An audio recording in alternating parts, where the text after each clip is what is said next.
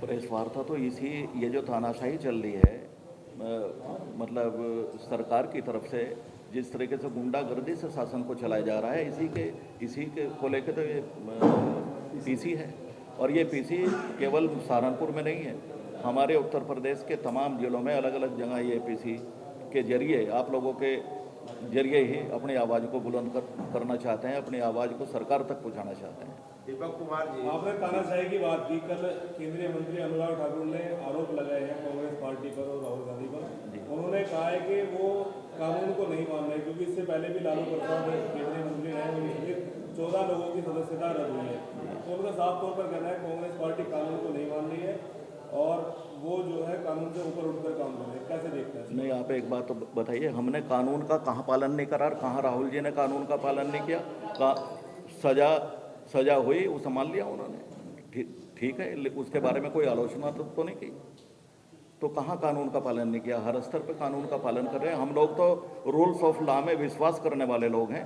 कानून का पालन तो खुद अनुराग ठाकुर जी की जिनकी बात कर रहे हैं आप, उन्होंने कैसे ही मतलब गंदे शब्दों में, मैं तो उसे दोहरा भी नहीं सकता किस तरीके से की भाषा का इस्तेमाल किया था उन्होंने। गोली मारो सालों को, इस तरीके से एक केंद्रीय मंत्री इस भाषा में बोल रहे थे। अभी आपने कहा कि पहले राजनेता राहुल गांधी है जिन्हें 2 साल की सजा मानहानि केस में हुई। क्या आप ऐसा नहीं मानते कि न्यायपालिका में ऐसे जज बैठे हैं जो संविधान विरोधी और सांप्रदायिक मानसिकता से ग्रस्त होकर के इस तरह के फैसले दे रहे सरकार को खुश करने के लिए? देखिए, जब जनता या आप ही खुद इस बात को एक्सेप्ट कर रहे हैं तो हम क्या कहें अपनी जबान से? ये तो पता है सारी संवैधानिक संस्थाओं पे निक्कर वाले लोगों को बाकायदा सुनियोजित तरीके से बैठाया गया है और बैठाया जा रहा है लगातार। संवैधानिक संस्थाओं राहुल गांधी की सदस्यता 2024 को टारगेट करना है, क्योंकि चुनाव आ रहा है, लोकसभा चुनाव है, निकाय चुनाव है। क्या दोबारा राहुल गांधी की सदस्यता रद्द करना, कहीं ना कहीं 2024 का जो लोकसभा चुनाव आ रहा है उसको टारगेट करना। तो यही तो मंशा है उनकी। वो ये चाहते हैं कि 8 साल के लिए डिबार कर दो बस, मतलब 2 साल ये सजा और 6 साल के लिए जो है वैसे, मतलब यही तो मकसद है उनका। और है क्या? क्योंकि राहुल गांधी, देखिए राहुल गांधी को एक तरफ तो ये कहते हैं कि मतलब हम इन्हें सीरियस नहीं लेते, और दूसरी तरफ राहुल गांधी से इतना खौफ क्यों है? एक शब्द राहुल गांधी बोलते हैं तो पूरी की पूरी भाजपा, उनके नेता तिल मिला जाते हैं पूरी तरीके से। तो इसका मतलब राहुल गांधी से डर है उन्हें खौफ है राहुल गांधी जी से। निकाय चुनाव की घोषणा हुई है, निकाय चुनाव में क्या तैयारी है कांग्रेस की जी, खासकर उत्तर प्रदेश में? उत्तर प्रदेश में निकाय चुनाव की क्या तैयारी? अच्छा, निकाय हमारी तैयारी है, निकाय चुनाव हम लड़ेंगे, पूरी मजबूती के साथ लड़ेंगे। राहुल जी की सदस्यता को खत्म करने को लेकर कांग्रेस की क्या रणनीति है आगे? देखिए, वो बड़े नेता इसके ऊपर विचार विमर्श कर रहे हैं। हालांकि कई विकल्प खुले हैं, लेकिन ये तो तय करना है हाईकमान को कि वो क्या करें। एक बात वही मैं भी कहना चाह रहा। हाँ, एक इशू उठा हुआ है जो भाजपा जबरदस्ती अपनी गलतियों को ढकने के लिए कर रही है। आपने देखा होगा, सभी माफ करेंगे मुझे, एक विशेष मीडिया का समूह है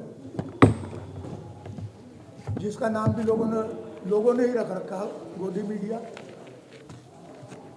वो उस चीज को उठा रहे हैं, ओबीसी के सवाल को, कि राहुल गांधी ने ओबीसी समाज की बेइज्जती की है। ये जो उन्होंने कहा कि नीरव मोदी, ललित मोदी और दूसरे मोदी यही चोर क्यों हैं? तो हमारा कहना यह है कि ये इनका जो प्रपंच है और ये ओबीसी समाज के बारे में जो ये अफवाह उड़ाने चाह रहे हैं, ये राहुल गांधी जी ने कह दिया। मैं उस पर 2 सवाल करना चाह रहा हूँ। एक तो ये कि अगर चोर की आड़ में मोदी कोई चोर है और उसकी चोर की आड़ में ये पूरे समाज को लपेटना चाह रहे हैं, तो ये इनका बहुत निंदनीय काम है। दूसरा, मोदी कोई ओबीसी ही नहीं है।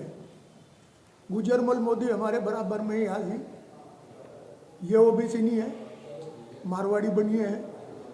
ओबीसी वो भी मोदी जी ने अपने कार्यकाल में, दूसरे कार्यकाल में अपनी बिरादरी जो तेली का काम करते हैं, तेल का व्यापार करते हैं, उनको उन्होंने उसमें पिछड़ी जाति में जुड़वा दिया। उससे पहले नहीं थे, उसमें जुड़वा दिया उन्होंने। लेकिन हमारा कहना यह है कि जो लोग, पीलू मोदी हमारे पारसी थे जो पार्लियामेंट के मेंबर रहे, साइज मोदी थे वो भी पार्लियामेंट में रहे, वो दोनों पारसी थे। फिर जो मोदी जी दूसरे और मोदी हैं वो तो कोई ओबीसी नहीं है। तो ये एक तरह का उनका प्रपंच जो है ये बिल्कुल बनावटी है, राहुल गांधी को बदनाम करने के लिए। ओबीसी की अगर उनको चिंता होती तो बाबूजी उत्तर प्रदेश के मुख्यमंत्री आवास को गंगा जल से नहीं धुलवा थे हमारे योगी जी महाराज। इसलिए उन्होंने, क्योंकि पहले ओबीसी का मुख्यमंत्री वहां बैठा हुआ था, उन्होंने धुलवाया उसको वहां पे। तो इससे ज्यादा मानसिकता गिरी हुई और क्या होगी। तो मेरा कहना यह है कि ये ओबीसी का जो ड्रामा, ओबीसी अब एक दूसरा इशू और है कि साहब सेना की बेइज्जती करते हैं। और मैं खुले रूप से कह रहा हूं इस बात को कि कुछ रिटायर्ड जनरल ये तो कह रहे न्यायाधीशों को पार्लियामेंट के उन पर आरोप लगा रहे हैं, ये तो इनका कानून मंत्री आरोप लगा रहा है। लेकिन मैं कहना चाहता हूं कि जो रिटायर्ड कुछ अधिकारी हैं जो इनके सेना के, वो इनके एजेंट बने बैठे हैं, उनको ये नहीं दिखता कि 20 सैनिक हमारे हलाक हुए वहां पर उसमें लद्दाख में। वो इस बात को, और फिर भी मोदी जी आज भी जाकर के उसके साथ हाथ मिलाने लग रहे हैं, सी के साथ में हाथ मिलाने लग रहे हैं। और उन्होंने जोड़ दिया होमसांग जो आए थे यहाँ पे यात्री, उनसे जोड़ दिया कि मेरे गांव में गए थे। तो इतना बढ़िया झूठ बोल करके सेना को, सेना की आड़ में एक भी रिटायर्ड जनरल ये नहीं पूछ रहा है कि इन्होंने चुनाव के अंदर आर्मी के जो शहीद हुए थे 44 हमारे जवान पुलवामा में, उनके ऊपर वोट मांगी, खुली वोट मांगी है कि पुलवामा के शहीदों के नाम पर पहली वोट दे दो। तो ये इस तरह का जो कुछ एजेंट लगे हुए हैं इनके साथ में। अब मैं एक सिर्फ बात कहकर अपनी बात खत्म कर रहा हूँ। अभी एक चीज़ आ रही है जो अभी एक हमारे साथी ने कही भी थी, पत्रकार ने, कि साहब वो तो एक न्यायालय ने सजा करी है, उसमें 2 इशू हैं। एक तो न्यायालय में सजा आज तक के हिंदुस्तान के इतिहास में 2 साल की नहीं हुई। 2 साल की इसलिए हुई कि उसकी वजह से सदस्यता खत्म होगी। उससे भी बड़ी बात मैं आपको बता रहा हूँ, और बता नहीं रहा, सबको पता है ये, कि आज न्यायालय भी इनके दबाव में है।